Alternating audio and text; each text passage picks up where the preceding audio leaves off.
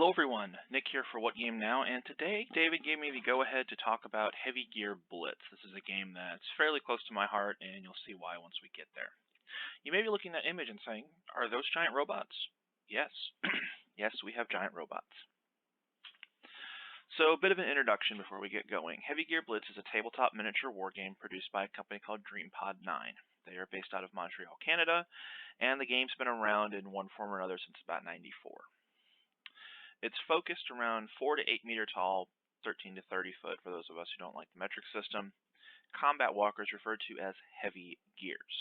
And the cool thing about this universe is it emphasizes using these machines in as realistic a way as possible. These are not the Saturday morning cartoon giant robots that just slaughter opposing units by the dozen. A couple notable features of the game that I quite like. First off, it features alternating activations, so it's not you go, I go. You'll go with a chunk of your army, and then before you finish off the rest of your army, your opponent will have a chance to engage in the game. There is communications and electronic warfare, so comms equipment disrupting your opponent's communications actually is relevant and very important on the battlefield. There's a flexible army construction system. Unlike a lot of other miniature games where you have certain squad types, Heavy Gear Blitz doesn't really do that. It works more with roles. And there's a unique mission scenario system where players actually build their own mission out of their army. So instead of picking a random mission from a book, you actually build your mission as part of the pregame. So before we get going, I want to mention the realistic giant robots. Yes, really, I know it sounds like an oxymoron, but if you excuse the assumption that giant robots exist, DreamPod 9 takes very good care to make sure that they play within certain rules. Just for a bit of a reference, the Heavy Gear is more akin to the power loader from Aliens in terms of how it operates. So gears have very well-defined limitations, weaknesses, and strengths that when you place them next to infantry and tanks make them a distinct and useful combat element. This image right to the right here is an actual tank from the universe, and if you really look at it, while a bit sci-fi-y, it's not actually that crazy of a tank design. That looks somewhat realistic, or could be realistic in the future. So the result of this is that gears are like tanks or armored vehicles are today. They are a central focus of the force, but they are only a tool in a larger element. They have a job, they do very specific things, they're not the masters of the battlefield. They are the focus of the game, so you're going to see them a lot in Heavy Gear Blitz, but it is completely possible to play this game without ever touching a giant robot. To quickly summarize a few of those, the biggest advantages versus, say, a tank, because the common question is, well, why don't you just put tanks on the battlefield? Gears are cheaper, lighter, and require less crew. Even in this future, you're looking at tank crews of 2 to 3. Gears run on one-man crews. They are dramatically smaller, lighter, and cheaper, although they do require some more specialized hardware. Because gears have manipulators, hands effectively, they can quickly jump between weapon systems, meaning a gear can be outfitted to handle basically anything, whereas a tank can't do that. You can't swap out the main gun on a tank in the middle of a firefight. A gear can just drop its gun and pick up another one.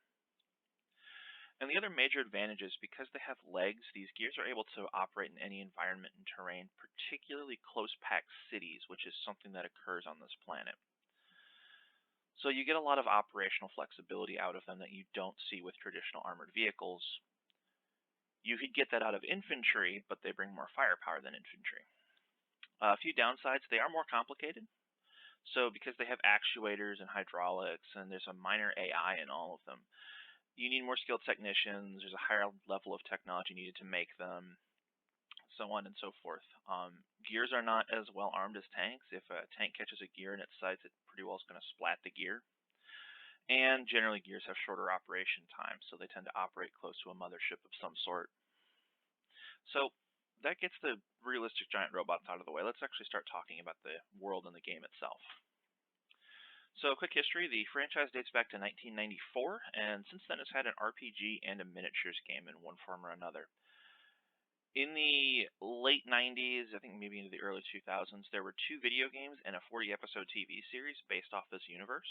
So, if you've heard of this before in thinking of where, it's probably one of those two. In 2006, the miniature side was rebuilt and rebranded as Heavy Gear Blitz. Prior to Heavy Gear Blitz, it's referred to as Heavy Gear Tactical. And it was more of the combat system of the role-playing game pulled out as a standalone product. Very similar to how you see BattleTech work today. But Heavy Gear Blitz saw a move away from that to be its own product.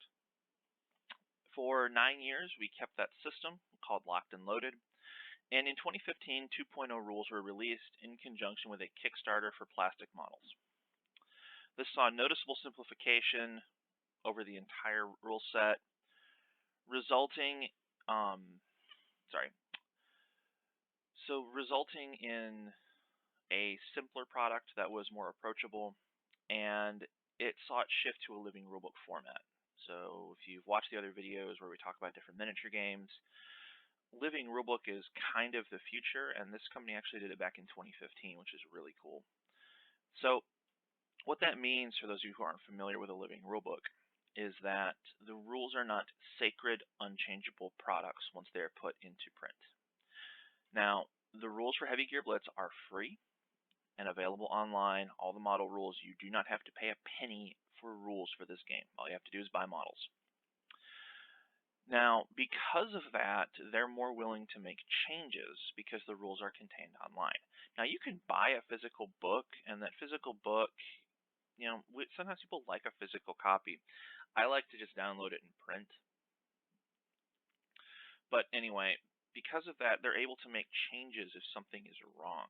If something is overpowered, if something is underpowered, if something isn't clear or doesn't work, instead of having a separate book of erratas and changes you have to remember, they're just integrated into the rules.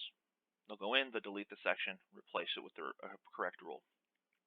Anyway, that was 2015. In 2019, the 3.0 rulebook began development in conjunction with the community. And that's actually where I became very heavily involved with this game. But anyway, that's the story for the end of the video. And currently the 3.0 rules are set for release in Q1 of 2020. As of the beginning of 2020, so January 1, the rules are currently in layout and are subject to a few minor changes when we get done. So the noticeable changes with 3.0 was further simplification and essentially a re-editing and rewording of things to make it more clear. The 2.0 rulebook suffered from being a little bit close to its predecessor in terms of presentation. 3.0 very much brings it towards a more modern miniature game approach. Alright, so let's talk about the world. So Heavy Gear Blitz is set in our universe about 4,000 years in the future. I think it's close to 4,500. I have to go back and check. And humanity has colonized a grand total of 9 planets in addition to our solar system. Now that doesn't sound like a lot, but there's pretty serious populations on these planets. The main planet that this takes place on, Terra Nova, has a population of around 300 or so million. 400 million. So these are pretty serious populations. So these worlds, there's not a lot of them, but they're very well developed. So the Central Earth government that initiated all this colonization collapsed several hundred years ago, and it forced these planets to become completely self-sufficient. They were mostly beforehand, but had to be completely self-sufficient after this. The game's main planet is called Terra Nova, which has been colonized for about 2,000 years at this point in the world. And when Terra Nova was abandoned, the individual cities on the planet essentially became city-states. Terra Nova is smaller than Earth, but still fairly close to our size, with less than a tenth of the population. So there's these cities scattered all around the planet, and they're a long distance away from each other, so they have to be self-sufficient. So you get these city-states. These city-states later merged into leagues, which then merged into power blocks. And these power blocks essentially have been fighting against each other since Earth left them. And that was the state of affairs until about 50 years ago in universe, where Earth began a campaign to reclaim its lost colonies. The first Earth invasion failed, but here we are a number of years later, and Earth is ready for round 2. And that is the current era in Heavy Gear Blitz. It is the midst of the second Earth invasion, and the powers, while united against the Earth forces, are not united with each other. They're still very much hating each other. There's a lot of old rivalries. So while they're fighting back, it might not be as efficient as they could be. Alright, so a little bit about the game. So the game is an alternating activation game that uses formations called combat groups. And the idea behind a combat group is it's 1 to 9 models, and it represents a squad with an attached supporting element. So it might be, an example today might be a infantry squad with an attached machine gun section. That would be an example of what we would call a combat group in Heavy Gear Blitz. These combat groups are what you alternate activating with your opponent. So you'll activate a combat group, your opponent will activate a combat group, and this proceeds along until everybody's done. Models in these combat groups can move, they can shoot, they can perform electronic warfare actions and communications abilities like forward observation, target designation, various ECM and disruption capabilities. And it's worth noting that Blitz does allow for players to react to opposing models. So if your opponent shoots or does something, you can shoot back within some restrictions. Gears are the main focus of the game, but tanks, infantry, and aircraft all fulfill critical roles that your gears can't. So tanks are slow plotting weapons platforms. Gears aren't as heavily armored and aren't as well armed as tanks. It's also worth noting that tanks are cool because they can shoot multiple times per turn. This game uses a system of actions to tell you how many things your model can do per turn. Tanks have 2 to 3, whereas most gears have 1, maybe 2. So one tank is able to do quite a lot of damage. They mount really, really big guns, and they're very heavily armored. So they make a good anchor to an army. Infantry, their job is objectives. So they're decent at holding objectives. They're just annoying enough to get rid of that your opponent will kind of feel it when they have to spend shots on infantry. The infantry are somewhat dangerous, so they're not completely incapable. You actually have to send something of respectable value to deal with them. And they help you unlock your objectives, which we'll talk about in a minute. And then aircraft are just mobile artillery, essentially. They're high-speed units that go around, and their job is to deal with very specific targets on a rapid response basis. The game uses a somewhat unique dice mechanic where players will roll dice, say 2, 3, 4 dice, pick the highest result, and then that may be modified by other dice in the dice roll. So it's not quite, all right, I'm going to shoot you, I roll 10d6. It's, I'm going to shoot you, I roll 3d6. My highest one is a 5. The other dice say I modified up to a 6. And that's your dice roll. And a lot of times these dice rolls will be what they call opposed, where your opponent's rolling at the same time and you need to roll higher than your opponent. Alright, so on to some of the mission selection stuff. So the game uses a system of unit availabilities to determine units and what go in them. So unlike a lot of other miniature games, I'm going to pick on Warhammer here. If you play Space Marines in Warhammer, you have a tactical squad, you have the scout squad, and you have the intercessor squad, which are your troops choices. I think infiltrators might have been added to that list. I'll have to go back and double check. But you have baseline infantry squads, tactical squad, scout squad, intercessor squad, so on and so forth. And then if you go to another faction, say the Eldari, you get Guardians, you get Dire Avengers, and so on in that same slot. They are different squad types, but they're fulfilling a similar role. Heavy Gear Blitz just works with those roles. So instead of having a tactical squad, you would have a general purpose squad, which is the rough equivalent to that. There's strike groups, there's fire support units, there's paratrooper units, there's special forces units. So when you build your army, you don't build specific squads, you build squad archetypes. I'm going to build a general purpose squad. And I might be able to attach to it some other piece. So I might build a general purpose squad with an attached fire support element. What differentiates the factions from each other is what they put in those squads. So, for example, some factions might put very specific models in strike groups. Maybe their strike groups include a little bit more light recon elements, whereas another faction might put some more heavy assault units in. Depends on how they use their strike groups, and that's how you get some of the faction flavor. It is worth noting that because this is somewhat based in reality, there is a little bit of seeming overlap with the factions. So think about the real world for a moment and think about the main battle tank. How radically different is the main battle tank for, say, the US and the UK? Yes, there's technical differences, but on the whole, they're very similar vehicles, especially when you compare them to the rest of the catalog of available combat vehicles in general. Heavy Gear Blitz uses a similar idea where you'll have gears designed for specific jobs. So, for example, a common role is what they call the trooper gear. This is a generic kind of rifleman gear. It's cheap, it's inexpensive, it has a variety of weapon systems. They're not especially high power weapon systems, but there's a lot of them, and they're cheap enough to make. You can have hundreds of these things out there. So each faction has a trooper gear, but does it differently. So one of the factions, for example, upguns their trooper gears, or they just generally upgun their stuff. So where one faction might have a lighter weapon when they replace their rifle, this particular faction I'm thinking of would generally take a bigger gun. There's one that has hover equipment on their gears, so they're really, really fast, but it comes at the cost of armor and durability. There's another one that outfits them with extra communications or hardware. They're all trooper gears, but they're going to do them slightly differently. Next up is objectives. So unlike a lot of games where you'll roll, say, randomly for a mission that's established in the book, Heavy Gear Blitz lets players build their own.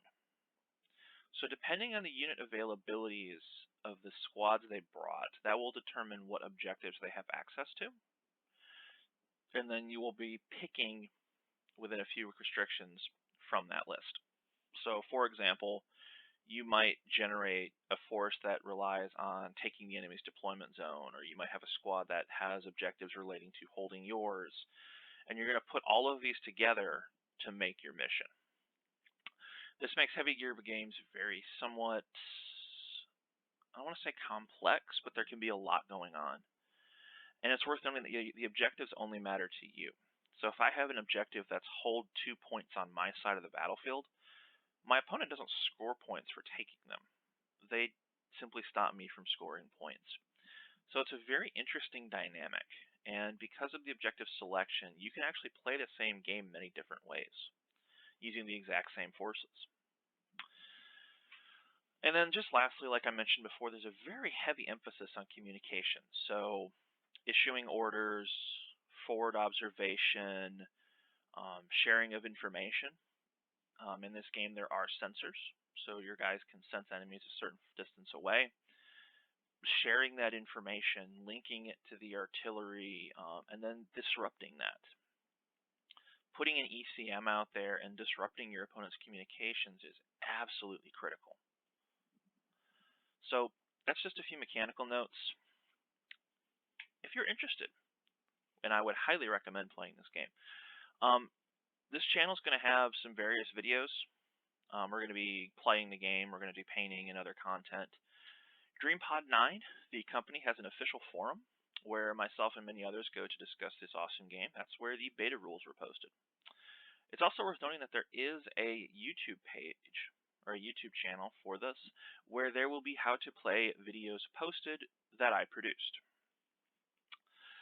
Next, there are 2 Facebook groups that might be of interest. The Heavy Gear Blitz Facebook group is specifically focused on Blitz, whereas the Terra Nova DMZ is focused on the general universe. You will find people who play the RPG, people who still like to play the older editions, so on and so forth.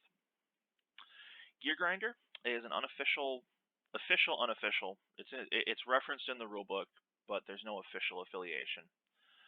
Army Construction website, the link is presented down there. I know you can't click on it in the video. Maybe I'll add a thumbnail. I don't know. I just put that on there because it doesn't look like a legit website the first time you see it, but that is actually what the URL looks like for the website. Just Google Gear Grinder, and look for that URL, you'll find it. So with that, have a good one. Before we go, I want to quickly just kind of disclose something in the sake of fairness. If you go download the current beta test draft of the Heavy Gear Blitz rulebook, and you go look under Game Designers, you will notice my name is actually on that list. What happened was story time here. The video's done, this is just story time. When their 3.0 rulebook started beta testing, I got involved. Originally, I got involved with 2.0. Prior to 2.0, the rules were really, really complicated and hard. That's not really a nice way to put it. But I got involved with 2.0, and the rulebook that came out was a dramatic improvement, but still not amazing. It had some problems. There were a lot of poor editing choices. For example, there were rules that were spread to the four winds. You kind of had to already know what something did in order to find out where the rule was to figure out what it did. And when 3.0 was starting to production, I'm like, okay, well, I kind of want to see this work. I like giant robots.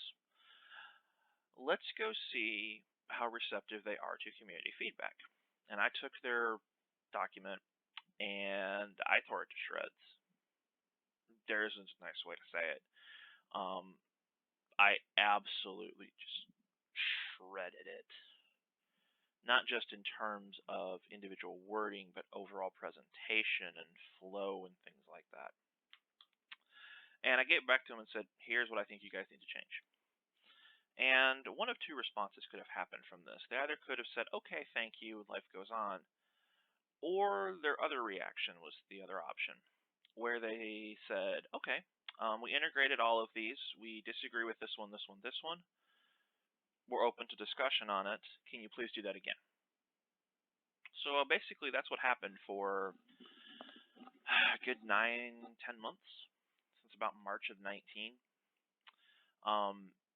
And yeah, and part of that is there was discussion about other rule systems, and it just ended up that I got credited because I did so much.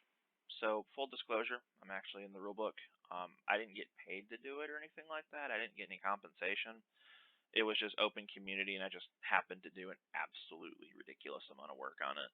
So I have hundreds of drafts of this rulebook sitting on a hard drive.